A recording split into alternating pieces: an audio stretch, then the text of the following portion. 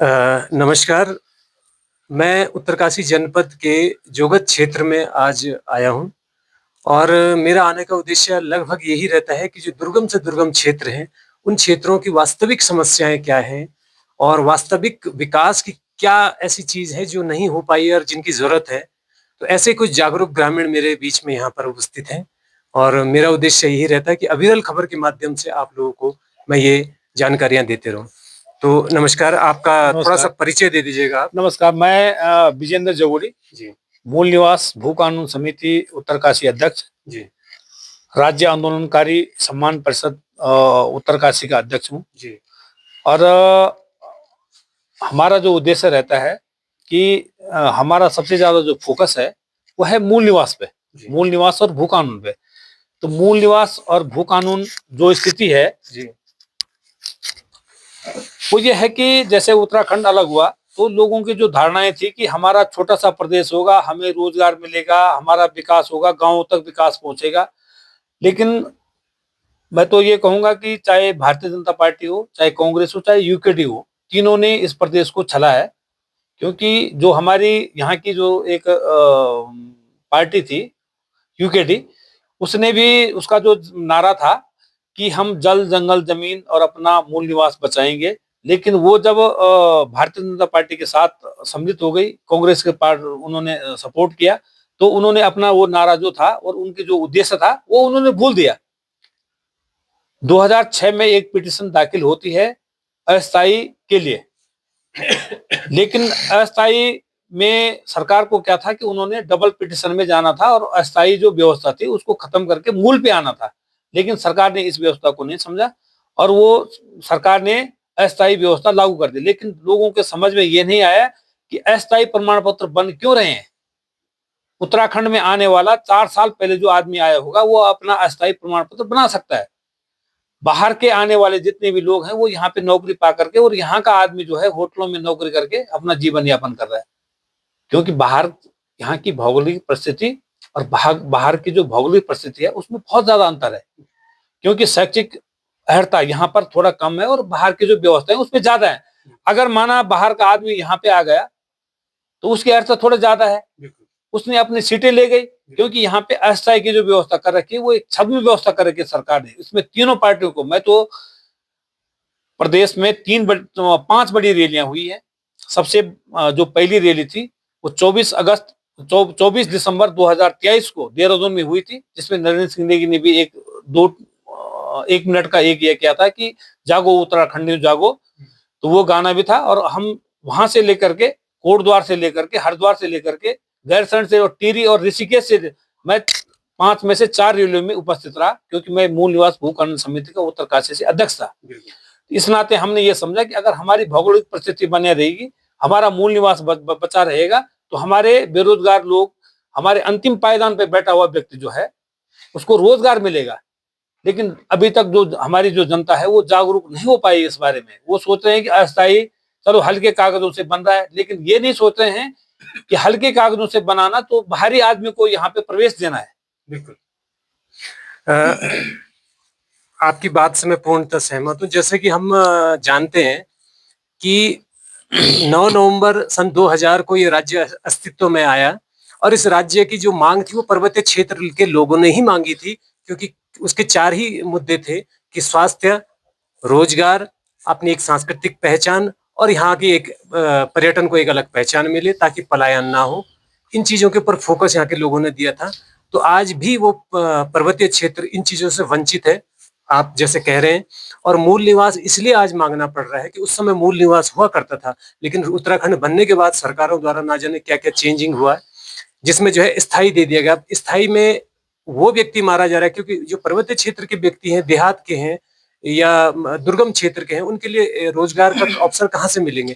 क्योंकि अगर वो व्यक्ति कोई प्रोफेशनल कोर्स करता है तो वो कहाँ से करेगा? वो उसे जाना पड़ेगा प्लेन के इलाकों में, वहीं जाके कोर्स करेगा। ना ही उसके पास इतना पैसा होता है और ना ही वो कर पाता है। लेकिन किसी तरह भी साम-दाम, दंड-भेद करके अगर वो कहीं से भी उसके माता-पिता अरेंज करके वो पैसा करते भी हैं, तो फिर बात वो आती है कि उसके लिए तो कोर्स अब खुला है उत्तराखंड में, लेकिन जो पहले से बाहर कर चुके हैं जैसे दिल्ली, उत्तर प्रदेश के कुछ क्षेत्रों में, चंडीगढ़ में, अब वो लोग यहाँ आकर अगर उनका स्थायी निवास बन जाता है तो पहले प्राथमिकता उनको मिल जाती है। ये मूल निवास का बहुत सही आपने मुद्दा उठाया है। तो मैं आपसे एक प्रश्न और करना चाहूंगा कि जो बिंदु से हट के बोलूंगा, हालांकि ये मुद्दा है, लेकिन वर्तमान समय में देखिए एक बहुत बड़ा वो चल रहा है कि जैसे कि वर्तमान सरकार के खिलाफ एक हमारे यहाँ की पहाड़ की बेटी जिसके प्रति सबको एक बड़ी संवेदना है और जिसके साथ ये बड़ा अत्याचार हुआ और जगह जगह से आवाज उठ रही है, अंकिता हत्याकांड का। तो अब जब वीआईपी किसी माध्यम से नाम उजागर हो गया है, जैसे कि उर्मिला सोनावर के माध्यम से, और उनकी आपस में जो भी वार्ता हुई, तो जन जन तक ये बात पहुंची और सब लोग इस पे आवाज उठा रहे हैं। तो आपको क्या लगता है इसमें क्या सरकार क्यों ऐसा कर रही है कि जो अब तक न्यायोचित जो कार्य होना चाहिए, सीबीआई जांच, और वो क्यों नहीं हो पा रही है? हमने इस बारे में एक मांग भी उठाई थी और आज कल ही हमने चिन्याली रिसोर्ट में 2-3 ऐसे प्रदर्शन किए हैं और मैंने अपने बिंदु में ये भी कहा है कि इसमें एसआईटी जांच होनी चाहिए, इसमें सीबीआई जांच होनी चाहिए, जो भी है वो प्रमाणित सामने आ जाएगी। एक्चुअल में एसआईटी जांच वो हो चुकी थी पहले ही, लेकिन अब जो मुद्दा उठा है, जब नाम उजागर हो रहा है 3 साल बाद, तो अब संशय ये है कि वीआईपी कोई था, और जैसे कि बोला जा रहा है, तो अब ये बोला जा रहा है कि भाई इससे हम संतुष्ट नहीं है, हमें सीबीआई जांच चाहिए, वो भी हाई कोर्ट के जज के निवर्तमान जज। जी जी। तो उसमें धामी जी ने जो कल का कार्यक्रम था, जो अंकिता के माता पिता हैं वो सीएम धामी जी से खुद मिले हैं और उन्होंने वहां पे अपना मांग पत्र दिया है कि सीबीआई जांच होनी चाहिए। और इसमें लगभग ये लग रहा है कि मुख्यमंत्री को सीबीआई जांच का आदेश कर देना चाहिए, क्योंकि इतना दबाव होने के बाद, इतनी फजीयत झेलने के बाद अगर माना सरकार नहीं करती है तो सरकार भी एक संदेह के घेरे में है।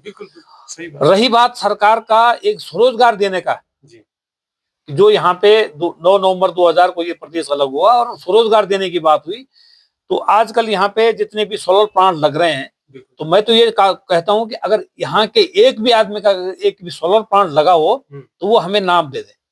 जितने भी सोलर प्लांट लगे हुए हैं वो उत्तर प्रदेश से, उत्तराखंड से बाहर के लोगों के लगे हुए हैं, तो वो तो बाहरी व्यक्ति को, क्योंकि यहाँ पे मूल निवास का एक प्रावधान होना चाहिए था कि अगर मुझे जोगत क्षेत्र में या चिन्याली या उत्तरकाशी में अगर माना अपना स्वरोजगार लगाना है और मुझे अगर माना ये लगाना है, सोलर प्लांट लगाना है, तो उसमें एक प्राथमिकता मांगी जाती कि भाई इसको उत्तरकाशी का मूल निवासी हो, लेकिन ऐसी तो कोई प्राथमिकता नहीं मांगी।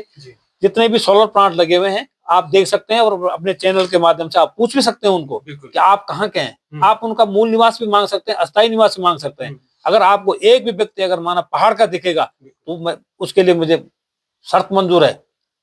एक भी व्यक्ति, मैं उत्तरकाशी से लेकर के वो टिहरी के अंतिम पायदान तक भी सब लोगों को जानता हूँ, जो जितने बड़े प्लांट लगे हुए हैं वो सब बाहरी व्यक्तियों के लगे हुए हैं। और सरकार सोच रही है कि हम पहाड़ों में पर्यटन हो, चाहे स्वरोजगार हो, उसके माध्यम से, सोलर प्लांट के माध्यम से, कि भाई घर में आप सोलर लगाइए, आपको बिजली भी सरकार लेगी, आपकी जितनी खपत होगी वो भी हो जाएगी।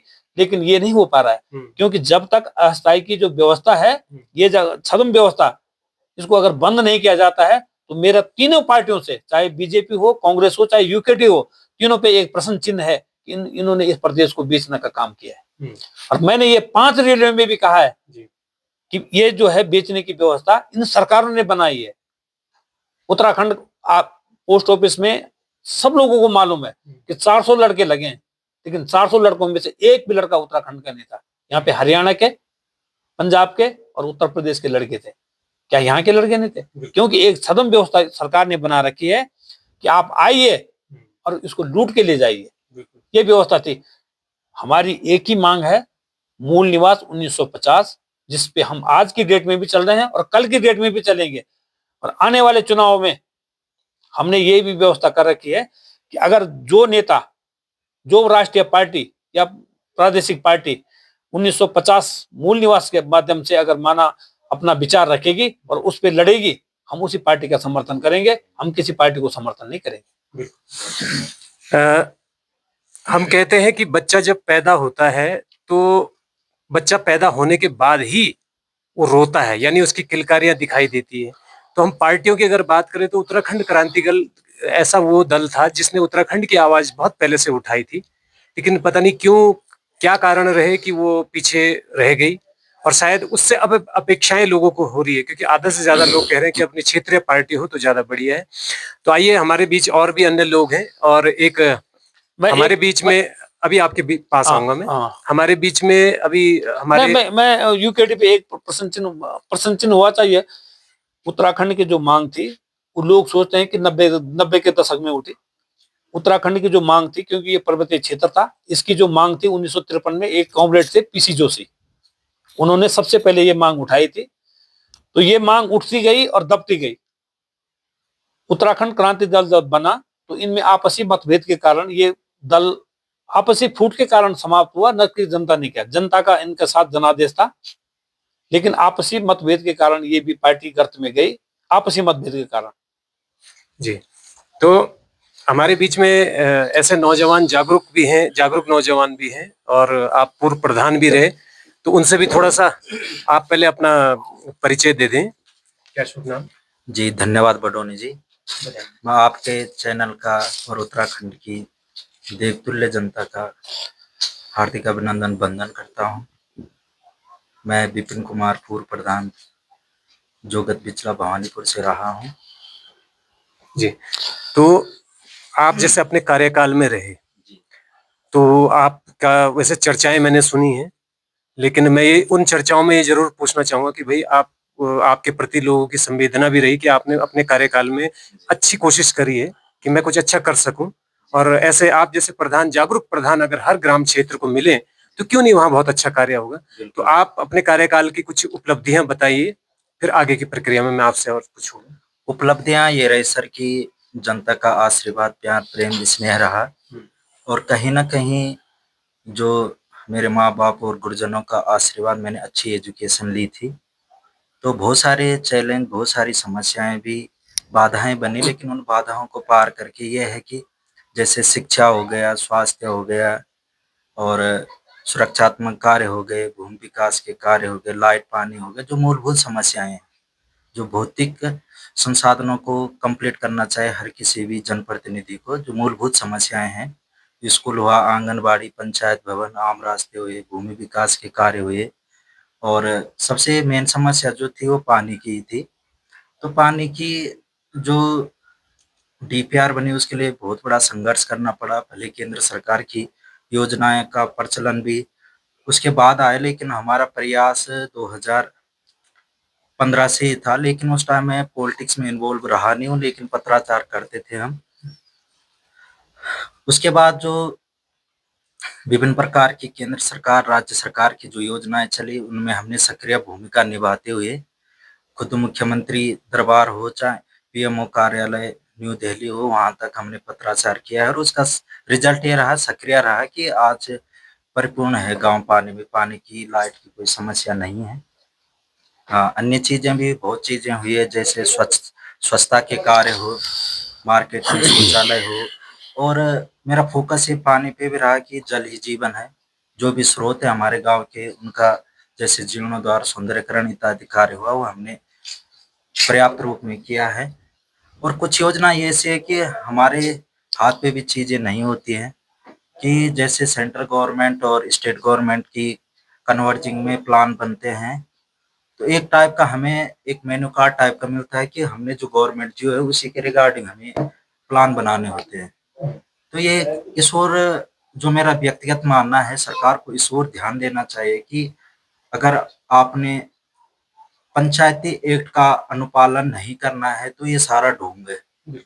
ये जो त्रिस्तरीय व्यवस्था है उत्तराखंड सरकार की, इस पे कहीं ना कहीं, मैं नहीं, हमसे भी पहले रहे हैं, आए भी हैं अच्छे, हमसे अच्छे भी रहेंगे, रहे भी होंगे, लेकिन जहां तक मेरा ये मानना है कि सरकार को इस ओर अवश्य ध्यान देना चाहिए कि जो ग्राम पंचायत का चुना हुआ व्यक्ति है उसके रिगार्डिंग प्लान बनने चाहिए, ना कि थोपी हुई गवर्नमेंट की जो योजनाएं हैं। अब मेरे गांव में पानी की कमी है तो मैं पानी की योजना चढ़ाऊंगा ना, और गवर्नमेंट ने लाइट की व्यवस्था रखी, पूरे गांव में लाइट है, चलो हमारे गांव में ऑलरेडी लाइट है तो हमें तो पानी चाहिए ना। तो वहां पे व्यक्ति जो पढ़ा लिखा भी है, मास्टर प्लानिंग के अकॉर्डिंग उसने अगर अपने गांव को विजुलाइज किया है तो वहां पे मार खा जाता है कि उस सिस्टम पे उस योजना को रख ही नहीं पाता है। दूसरी, जो सरकार ने ये मनरेगा जो अंतिम व्यक्ति तक भी रोजगार देती उसकी रीढ़ की हड्डी तोड़ने का जो कार्य किया है, वो तो मेरे पास शब्द नहीं कि क्या कहूँ उनके लिए। लेकिन इतने protocol category A B C D तक भी योजनाएं बांटी है। अब किसी गांव में माना डी कैटेगरी की योजना की नेसेसरी डिमांड है, तो जब तक वो सी तक जाते तब तो प्लान चेंज हो जाता है, आदमी की वो योजनाएं धरी की धरी रह जाती है। और मेरा जो पर्सनल मानना भी है, जो त्रिस्तरीय चुनाव व्यवस्था है, त्रिस्तरीय ना करके इसको पंचस्तरीय होना चाहिए। रीजन इस पंचायती एक्ट में मेरा जो व्यक्तिगत मानना है, सरकार को भी इस पर अवश्य ध्यान देना चाहिए कि जो ये डेलीकेटेड चुनाव है जिला अध्यक्ष के और प्रमुख के, तो पूरे उत्तराखंड की जनता जानकार है कि क्या खेला चलता है, क्या खेमा चलता है इसमें। लेकिन जो क्षेत्र की पैरवी करता है वो क्षेत्र पंचायत और जिला पंचायत सदस्य ही करता है, लेकिन उसके जो कॉस्ट वैल्यू कितनी हाई चली जाती है ये वही व्यक्ति जान सकता है कि जो रहा हो। आप विपिन कुमार जी बोला आपने जी। विपिन कुमार जी, मैं आपसे एक शब्द ये भी पूछना चाहूंगा, जैसे आप एससी परिवार से हैं और आपकी एजुकेशन कितनी है? मेरी तो डबल मास्टर डिग्री और बीएड है। बहुत बढ़िया। ये एक बहुत अच्छा उदाहरण है हर उस परिवार के लिए जो कहता है कि मैं शिक्षित नहीं हूँ। शिक्षा का अधिकार सबको है और शिक्षा का अधिकार लेना भी सबको चाहिए। कोई जरूरी नहीं है कि गवर्नमेंट जॉब के लिए हो। आप पॉलिटिकली कहीं जाते हैं या आप कोई व्यापार करते हैं या कृषि प्रधान क्षेत्र से जुड़ते हैं या किसी और उद्योग से जुड़ते हैं, फ्रूट प्लांट संबंधित हो गया, तो कहीं ना कहीं शिक्षा हमारे लिए बहुत महत्वपूर्ण है।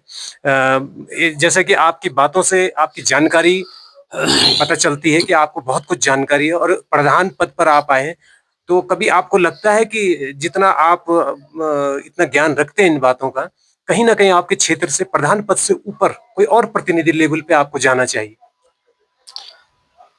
जी, आई विश। पहले तो मैं तैयारी कर रहा हूँ एलटी लेक्चरर की। इन केस ये है कि गांव की सेवा तो करी है, जी चाहता कि मैं देश की सेवा कर पाऊं कहीं अच्छे लेवल पे। मैं ये बात गांव इसलिए के लिए अपना जो सहयोग समर्थन सपोर्ट वो हमेशा बना रहेगा। ऐसा कुछ नहीं कि पद मिलने के बाद ही कोई व्यक्ति कार्य करे। कहीं कहीं ग्राम पंचायतों की स्थिति है कि उनसे ज्यादा अच्छा काम वार्ड मेंबरों ने किया है। डिपेंड ये नहीं करता कि आप प्रधान हो या क्षेत्र पंचायत हो या जिला पंचायत हो, डजंट मैटर। अगर आपके खून में जन सेवा है तो आप बिना पद के भी बहुत अच्छे लेवल पे कार्य कर सकते हैं। जो एनजीओ चल रहे हैं, नॉन गवर्नमेंट ऑर्गेनाइजेशन जितने भी हैं, इतने तारीफे काबिल है कि मैं एक एक का नाम लूं तो कई दिन कई रातें गुजर जाएगी। उसका तो पॉलिटिक्स से कोई संबंध नहीं है, लेकिन दिल में वो जन सेवा होनी चाहिए। प्रधान, क्षेत्र पंचायत, जिला पंचायत का कोई मैटर नहीं करता इन चीजों में। नहीं, मैं इस बात को इसलिए बोल रहा हूँ क्योंकि हम जब प्रतिनिधि चुने जाते हैं तो हमें एक प्रोटोकॉल हमें मिल जाता है कि नहीं है? एक नुमाइंदा जब चुना जाता है तो वो उसके प्रोटोकॉल के अधीन होता है, उसके पास इतना अधिकार होता है कि अपने क्षेत्र की उन योजनाओं को ला सके, कर सके, उसके पास ये होता है। तो ये पद इसलिए बोलना पड़ रहा है, ऐसा कोई जरूरी नहीं होता। एक समाज सेवा भी हो सकती है, वो आपने जैसे अपने शब्दों में कहा, एक साधारण व्यक्ति भी अगर चाहे तो अपनी समाज सेवा अपने माध्यम से कर सकता है। जैसे कि सामाजिक संगठन है, तो वो उनके पास तो कोई अधिकार ऐसा नहीं होता, वो कहीं से फंड इकट्ठा करते हैं, कहीं से कुछ दो पैसा एकत्रित करते हैं, तब भी समाज सेवा कर रहे हैं। लेकिन मेरा कहने का मतलब है कि अगर हमारी पॉलिटिक्स में ऐसे वेल एजुकेटेड पढ़े लिखे नौजवान अगर फ्रंट में आते हैं, आगे आते हैं, तो निश्चित ही क्षेत्र का विकास ज्यादा अच्छा होगा, जिले का विकास होगा, अपने राज्य का विकास होगा और निश्चित ही हमारे देश का विकास होगा। तो मेरा फोकस इस तरफ है कि अगर जैसे ठीक है आप अपनी एजुकेशन से जुड़े हैं और आप एलटी की तैयारी कर रहे हैं, कहीं पर अगर आपको लगे कि हाँ आप इस क्षेत्र में आना चाहिए, और जैसे कि आपने बताया कि मुझे स्थानीय जनता का बहुत बड़ा सपोर्ट है, और हो भी क्यों ना, जब आप इतनी जानकारी भी रखते हैं और आप पूर्णतः समर्पित हैं विकास के लिए, तो अगर ऐसा कभी कोई मौका मिलता है तो क्या आपका उद्देश्य रहेगा? क्योंकि देखिए कोई भी नेता, ये आप भी चाहेंगे, हम भी चाहेंगे, सब समाज में कम से कम पढ़ा लिखा जरूर हो। क्योंकि देखिए एक आईएएस तो पढ़ा लिखा होता है, एक पीसीएस पढ़ा लिखा होता है, आईपीएस पढ़ा लिखा होता है ना, पीपीएस पढ़े लिखे होते हैं। लेकिन क्या कारण है कि कई बार नेता जो है, जो भी बनते हैं, वो बहुत कम पढ़े लिखे होते हैं। तो कहीं ना कहीं पढ़ा लिखा होने से क्या फर्क पड़ता है कि वो बहुत अच्छी हो सकता है, आईएएस को वो अपनी तरीके से गाइड कर सके। तो मेरा ये कहने का मतलब है, इस पे आपके संक्षिप्त में 2 शब्द। जी, जहाँ तक मुझे अनुभव हुआ है कि जब हम किसी भी डिपार्टमेंट में जाते हैं तो कहीं न कहीं अप्रत्यक्ष प्रत्यक्ष रूप में हमारी एजुकेशन, हमारा जो एक्सपीरियंस है, ये चीज़ों सीखने के मामले में जहाँ तक मुझे लगता है कि सबसे ज़्यादा प्रॉफ़िट ये होता है कि अगर व्यक्ति एजुकेटेड है तो उसे चीज़ों को सीखने में समय ज़्यादा नहीं लगता है। कि एक अगर वैसे तो अशिक्षित आज के डेट में पॉलिटिक्स रहा नहीं कि उसमें भी अब कम से कम हाई स्कूल मांगी जाती है, अक्षर ज्ञान और पढ़ा लिखा हर कोई व्यक्ति होता है। लेकिन जहाँ तक मुझे लगता है कि एक नॉर्मल पढ़ा हुआ व्यक्ति जो चीज़ें हफ्ते में सीखेगा, अगर पढ़ा लिखा व्यक्ति उसको 7 मिनट में सीख सकता है उस चीज़ को। जो हमने चीज़ें लोगों को समय लगा सीखने में, तो हमने समय लगा नहीं, हमने पहले दिन से ही काम शुरू किया क्योंकि हमें वो चीज़ें सीखने की ज़रूरत नहीं पड़ी, मतलब ईज़ी लगी चीज़ें कि चलो ठीक है। हाँ।